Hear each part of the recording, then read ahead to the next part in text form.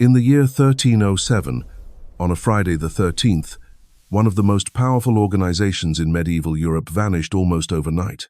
Their vast wealth, accumulated over 2 centuries of crusading and banking, simply disappeared. Their secrets died with their leaders who were burned at the stake, and their legendary treasures became the stuff of myth and legend that continues to captivate treasure hunters and historians to this day. What if I told you that hidden somewhere in the world, there might still be ancient artifacts worth billions of dollars, sacred relics that could rewrite history, and documents that reveal truths the church tried to bury forever? What if the most famous secret society in history didn't just guard pilgrims, but guarded something far more valuable and dangerous? This is the story of the Knights Templar and their hidden treasures. And by the end of this series, you'll understand why their legacy has inspired everything from Dan Brown novels to modern conspiracy theories, and why people are still searching for their lost fortune today. But before we dive into the mystery of what they hid and where they might have hidden it, we need to understand who these knights really were, and how they became so incredibly powerful that kings feared them, and the Pope himself couldn't control them. The year is 1118. Jerusalem has been in Christian hands for less than 20 years following the First Crusade. The Holy Land is a dangerous place for pilgrims making their way to sacred sites. Bandits roam the roads, Muslim forces still control vast territories, and Christian pilgrims are being robbed, murdered, and sold into slavery on a regular basis. This is when 9 French knights, led by a man named Hugh de Payens, approached King Baldwin II of Jerusalem with an extraordinary proposal. They wanted to form a military order dedicated to protecting Christian pilgrims. But this wasn't going to be just another group of soldiers for hire. These knights would take monastic vows of poverty, chastity, and obedience, combining the warrior spirit of a knight with the religious devotion of a monk. King Baldwin was impressed enough to give them something incredible. He granted them the right to establish their headquarters in his own palace, which happened to be built on the most sacred ground in all of Jerusalem, the Temple Mount, the very place where King Solomon's temple once stood. The place where the Ark of the Covenant was said to have been housed, the most holy site in Judaism, and the location where Muslims believe the Prophet Muhammad ascended to heaven. This gift would prove to be far more significant than anyone could have imagined at the time. The knights called themselves the poor fellow soldiers of Christ and of the Temple of Solomon, but everyone else knew them simply as the Knights Templar. And despite their vow of poverty, they were about to become the wealthiest organization in the medieval world. Here's where the story gets interesting. For the first 9 years of their existence, the Templars barely recruited any new members. 9 knights protecting pilgrims across the entire Holy Land seems almost laughably inadequate. So what were they really doing during those crucial early years? Some historians believe they spent those years digging, excavating beneath the Temple Mount, searching for something that had been hidden there for over 1,000 years. And if the legends are true, they found it. But we're getting ahead of ourselves. Let's talk about how these supposedly poor knights became richer than kings. In 1129, the Church officially recognized the Knights Templar at the Council of Troyes. This recognition came with the powerful endorsement of Bernard of Clairvaux, one of the most influential religious figures of his time. Bernard wrote a treatise called In Praise of the New Knighthood that essentially gave the Templars a divine mandate to kill in the name of God. This was revolutionary. For centuries, the Church had struggled with the concept of Christian warriors. How could a true Christian take up arms and shed blood? Bernard solved this theological problem by creating the concept of the warrior monk. A Templar knight wasn't just fighting for earthly glory or wealth. He was fighting a holy war, and his enemies weren't just political opponents, they were enemies of God himself. This endorsement opened the floodgates of wealth and recruitment. Nobles across Europe began donating land, money, and their own sons to the Templar cause. The order grew from 9 knights to thousands. They established commanderies, which were essentially fortified compounds across Europe and the Middle East. They built castles, recruited armies, and developed what would become the foundation of modern banking. And this is where the Templars became truly dangerous to the established order. You see, individual Templar knights had taken vows of poverty, but the order itself had no such restrictions. As donations poured in and their military reputation grew, The Templars developed an ingenious financial system that made them incredibly wealthy and powerful. Here's how it worked. A nobleman planning to join the Crusades would deposit his wealth with the Templars before departing. The Templars would give him a letter of credit.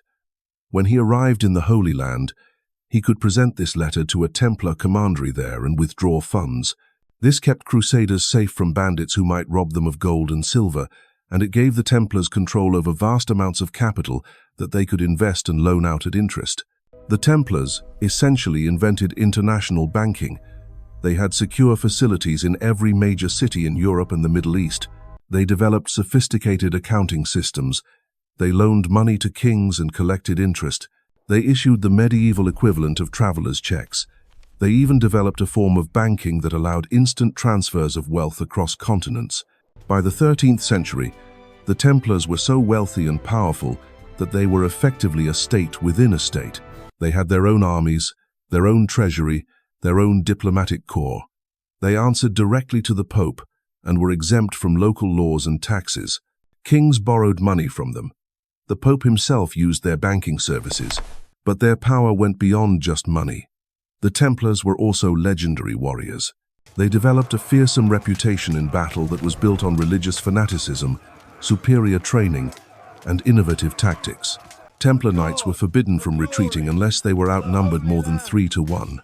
They would rather die than show cowardice. This made them incredibly effective shock troops and earned them respect even from their Muslim enemies. Saladin himself, the great Muslim leader who recaptured Jerusalem, reportedly said that he would rather face 100 ordinary knights than 10 Templars. Their military prowess was matched by their political influence. Templars served as advisors to kings, diplomats between rival powers, and guardians of royal treasures. The King of England stored his crown jewels in the London Temple. The King of France used Templars as his personal bankers and financial advisors. But with great power comes great enemies. And by the early 14th century, the Templars had made a very dangerous enemy indeed. Philip IV of France, known as Philip the Fair, was drowning in debt. His expensive wars and lavish lifestyle had bankrupted the royal treasury, and the Templars, who had loaned him enormous sums of money, were demanding repayment. Philip looked at the Templars and saw a solution to all his problems. They were wealthy beyond measure, they were politically powerful, and most importantly, they were vulnerable. The fall of the last crusader strongholds in the Holy Land had left the Templars without their original purpose. Public opinion was turning against the Crusades. The Templars were beginning to look like an anachronism, a relic of a bygone age. Philip began planning what would become one of the most dramatic and effective seizures of wealth in medieval history. But he knew he couldn't just attack the Templars directly. They were too powerful, too well connected, and they answered directly to the Pope. He needed a different approach. He needed to destroy their reputation first. And to do that, he would accuse them of the worst crimes imaginable. So Philip began gathering intelligence. He planted spies within Templar ranks. He collected rumors and gossip. He spoke to disgruntled former members who had been expelled from the order. And slowly, methodically, he began building a case that would shock medieval Europe to its core. The accusations Philip would level against the Templars weren't just serious, they were absolutely explosive.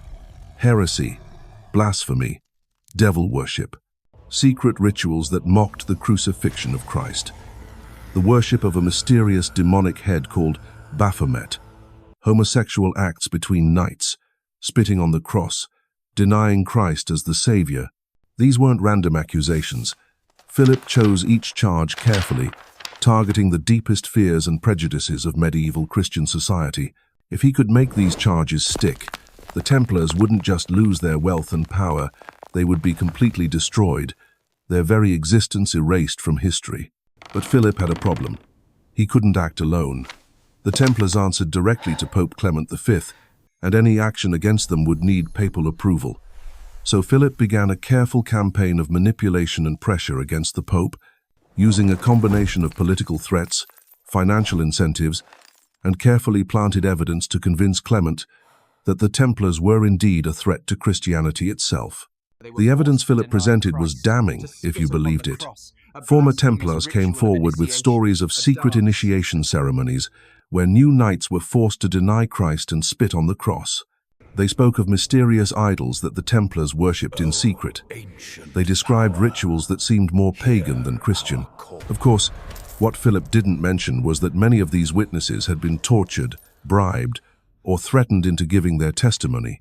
Medieval justice was brutal, and confession under torture was considered legally valid. The ideology of the time held that if someone was truly innocent, God would give them the strength to endure any amount of pain without confessing to crimes they didn't commit. By late 1307, Philip felt ready to make his move. But he knew he would have to act quickly and decisively.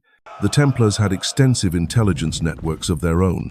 If they got wind of what was coming, they could flee with their treasure, destroy incriminating documents, or even fight back with their formidable military resources. So Philip planned what would become one of the most coordinated law enforcement operations in medieval history. On September 14th, 1307 sealed orders were sent to every royal official throughout France. The orders were not to be opened until dawn on Friday, October 13th.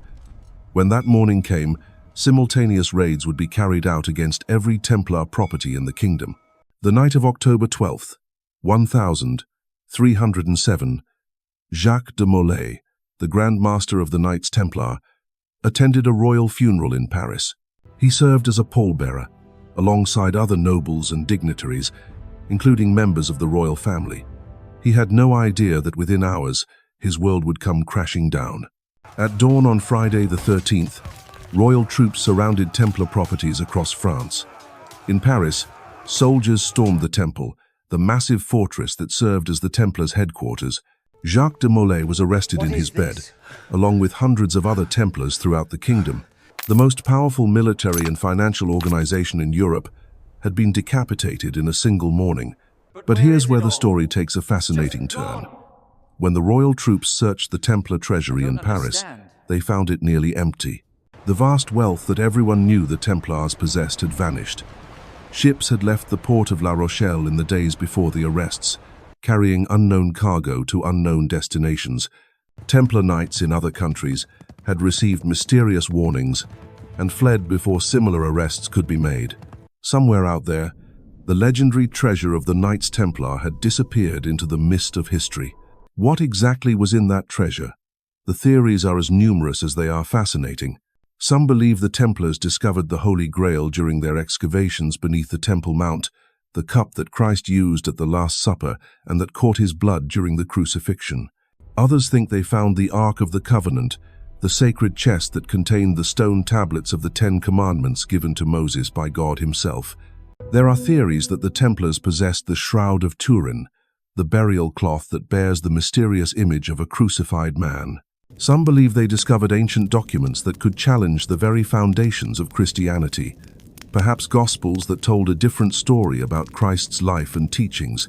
Others think they found Solomon's treasure itself, vast amounts of gold and precious artifacts from the ancient temple.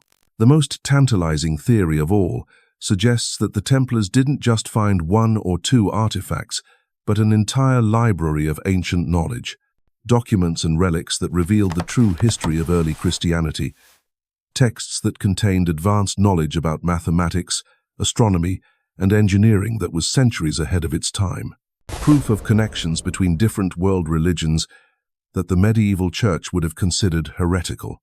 Remember, the Templars spent nearly 2 centuries in the Holy Land, with access to Islamic and Jewish scholars who had preserved ancient knowledge that had been lost in Europe. They had contact with Byzantine scholars who maintained the traditions of the Eastern Roman Empire. They had resources to acquire rare manuscripts and artifacts from across the known world. If such a treasure existed, where could it have gone? The leading theories point to several possible destinations. Possibility is that the treasure was smuggled to each more intriguing than the last. 1. Scotland, beyond the reach of both the French king and the Pope. Scotland was at war with England at the time and had been excommunicated by the Pope, making it a perfect refuge for fugitive Templars. Some historians believe that Templar knights fought alongside Robert the Bruce at the Battle of Bannockburn in 1314. the same year Jacques de Molay was burned at the stake. The connection to Scotland becomes even more interesting when you consider Rosslyn Chapel, built by the Sinclair family in the 15th century. The chapel is covered in mysterious symbols and carvings that some believe represent Templar secrets. The Sinclair family had connections to the Templars, and some theories suggest that Henry Sinclair may have even traveled to North America a century before Columbus, possibly carrying Templar knowledge or treasure with him. Another theory suggests that the treasure was hidden in Portugal, where the Templars were simply reorganized under a different name rather than being destroyed. King Dinis of Portugal negotiated with the Pope to create the Order of Christ, which absorbed most of the former Templars and their property. This order later sponsored Portuguese exploration and colonization, including the voyages of Vasco da Gama and Prince Henry the Navigator. Could Templar treasure have funded the age of exploration? A third possibility is that the treasure was scattered across multiple locations, hidden in secret vaults beneath churches, castles, and other Templar properties throughout Europe. Medieval construction techniques would have made it relatively easy to create hidden chambers and passages that could remain undiscovered for centuries. But perhaps the most intriguing theory of all is that the treasure never really disappeared. It simply transformed. Instead of gold and artifacts, the real Templar treasure was knowledge, networks, and influence that survived the destruction of the order itself. Some historians argue that former Templars went underground, joining other organizations or creating new ones, carrying their secrets with them into the shadows of history. This brings us to one of the most persistent legends surrounding the Templars, their alleged connection to Freemasonry. While there's no direct historical evidence linking the medieval Templars to modern Masonic organizations, the parallels are striking. Both are secretive brotherhoods with complex initiation rituals. Both use architectural symbolism. Both claim to preserve ancient wisdom and moral teachings. Could surviving Templars have helped establish the early Masonic lodges? Could their knowledge and traditions have been passed down through centuries of secret societies? It's a tantalizing possibility that has fueled countless books, movies, and conspiracy theories. The truth is, we may never know exactly what happened to the Templar treasure, or even if it existed in the form that legends suggest. But the search continues, driven by the irresistible combination of historical mystery, religious intrigue, and the possibility of unimaginable wealth. Modern treasure hunters use everything from ground-penetrating radar to satellite imagery, searching for hidden Templar sites. Archaeologists continue to excavate medieval Templar properties, hoping to find evidence of secret chambers or buried artifacts. Historians pore over newly discovered documents, looking for clues that might solve the mystery once and for all. And the legend grows stronger with each passing year, fed by popular culture and the human fascination with lost secrets. But what if the real treasure wasn't gold or artifacts at all? What if the Templars' greatest secret was something far more dangerous to the medieval world order? Something that could topple kingdoms and reshape the very foundations of European society? To understand this possibility, we need to look at what the Templars actually did during their 2 centuries of power. Yes, they were warriors and bankers, but they were also something else entirely. They were information brokers. They controlled communication networks that spanned from Scotland to Jerusalem. They had agents in every major court in Europe. They maintained correspondence with Muslim leaders, Jewish scholars, and Byzantine officials. They were, in essence, the medieval equivalent of an international intelligence agency. Think about it. The Templars had access to knowledge that no other European organization possessed. They could read Arabic and Hebrew texts that contained scientific and philosophical works lost to the West. They had direct contact with Islamic scholars who had preserved the works of ancient Greek philosophers like Aristotle and Plato. They encountered mathematical concepts from India, astronomical observations from Persia, and engineering techniques from the Byzantine Empire. This knowledge would have been revolutionary in medieval Europe, where the Church controlled most learning and scientific advancement was often viewed with suspicion. Imagine if the Templars possessed texts that challenged the geocentric view of the universe, or mathematical treatises that could advance navigation and engineering, or medical knowledge that could save thousands of lives. But here's where it gets even more interesting. The Templars weren't just collectors of knowledge, They were innovators. Their banking system wasn't just an adaptation of existing practices, it was a completely new approach to finance that wouldn't be matched for centuries. Their military tactics incorporated lessons learned from fighting both Christian and Muslim armies. Their architectural designs combined elements from different cultures and traditions. What if the Templars had developed a systematic approach to gathering, preserving, and applying knowledge from different cultures? What if they had created the medieval world's first think tank, a secret organization dedicated to advancing human understanding, regardless of religious or political boundaries? This would explain why they became so powerful so quickly.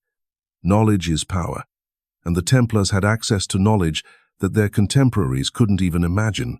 It would also explain why they became so dangerous to established authorities. Kings and popes could tolerate wealthy knights and successful bankers, but they couldn't tolerate an organization that might possess information that could challenge their legitimacy. Consider the timing of their destruction. By 1307, the Crusades were effectively over. The last Christian strongholds in the Holy Land had fallen. The original justification for the Templars' existence was gone. But instead of quietly disbanding or transforming into a purely religious order, the Templars seemed to be consolidating their power and influence in Europe. They were building new commanderies, expanding their banking operations, and strengthening their ties with secular rulers. They were acting like an organization that had found a new purpose, something that could sustain them even without their original crusading mission.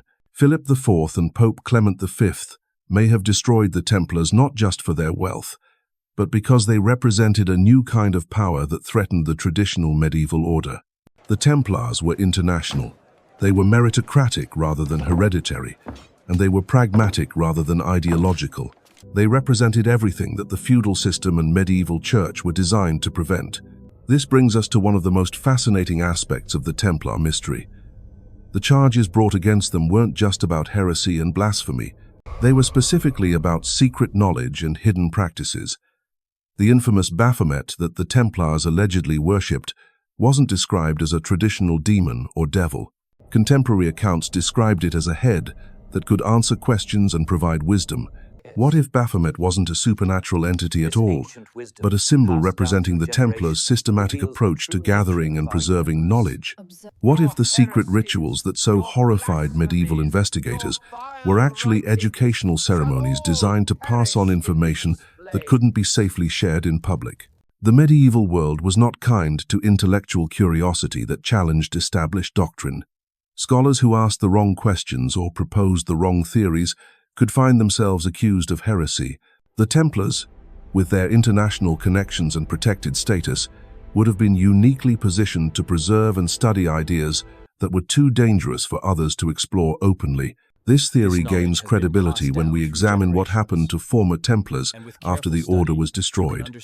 Many disappeared entirely, but others surfaced in surprising places.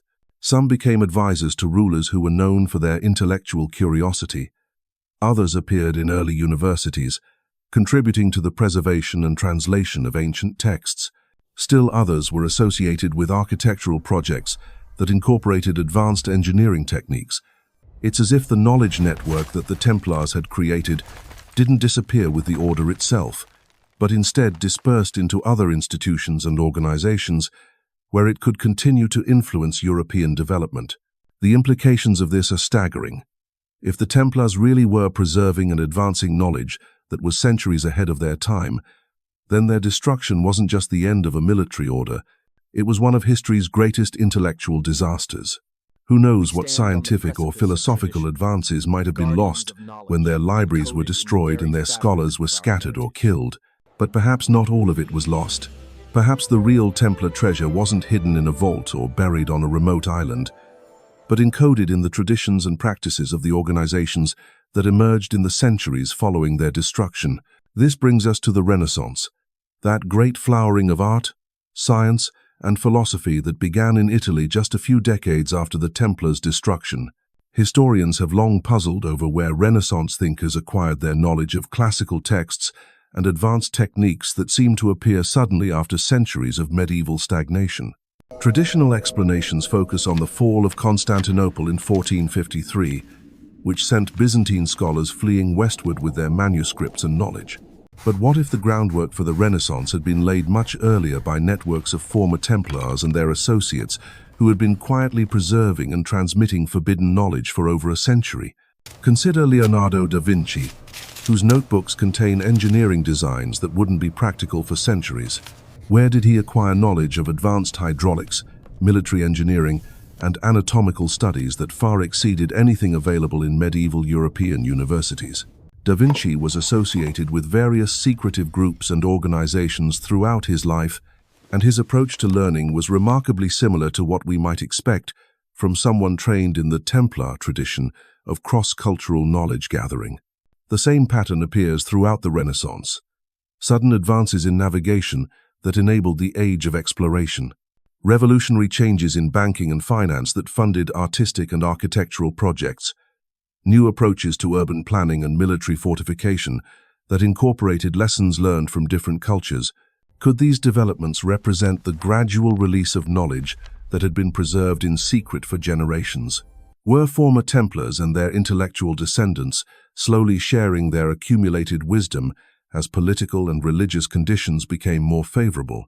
The evidence is circumstantial but intriguing. Many Renaissance innovations seem to combine techniques from different cultural traditions in ways that suggest systematic study and comparison rather than independent discovery. The speed at which new ideas spread across Europe suggests existing networks of communication and collaboration that went beyond what we know about official academic institutions. If this theory is correct, then the Templars' greatest treasure wasn't material wealth at all, but something far more valuable and lasting. They may have been the guardians of humanity's intellectual heritage, preserving knowledge through the darkest periods of medieval history and ensuring that it survived to inspire future generations. This would make their story not just a tale of medieval politics and religious conflict, but a crucial chapter in the history of human knowledge itself. The Knights Templar may have been destroyed, but their true legacy lived on in the minds and works of the scholars, artists, and innovators who helped drag Europe out of the Dark Ages and into the modern world. But even if this grand theory is true, it doesn't answer all our questions. Physical treasure, in the form of gold, artifacts, and precious objects, almost certainly existed. The Templars' banking records, the testimony of contemporary witnesses, and the archaeological evidence all point to vast material wealth that vanished during those crucial days in October 1307. So where did it go? And why, after more than 700 years of searching, has none of it ever been conclusively found? The answer may lie in understanding just how sophisticated the Templars' escape plan really was. This wasn't a panicked flight with whatever they could carry. This was a carefully orchestrated operation that had probably been planned for years, if not decades. The Templars weren't naive about the dangers they faced. They knew that their wealth and power made them targets, and they would have prepared accordingly. Modern investigations into Templar properties have revealed evidence of extensive tunnel networks, hidden chambers, and secret passages that suggest the order was designed from the beginning to operate in secrecy when necessary. Archaeological surveys of major Templar sites consistently find evidence of construction that goes far beyond what would be needed for their official purposes. The temple in Paris, for example, wasn't just a fortress and treasury. Ground-penetrating radar has revealed a complex network of underground spaces that extended far beyond the known foundations. Similar patterns appear at Templar sites throughout Europe, suggesting a systematic approach to creating hidden infrastructure that could support clandestine operations.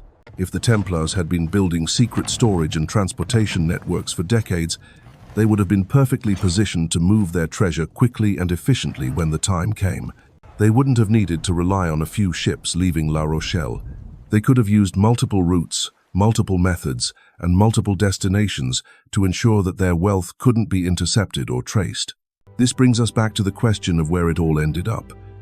The traditional theories about Scotland, Portugal, and other safe havens may all be partially correct.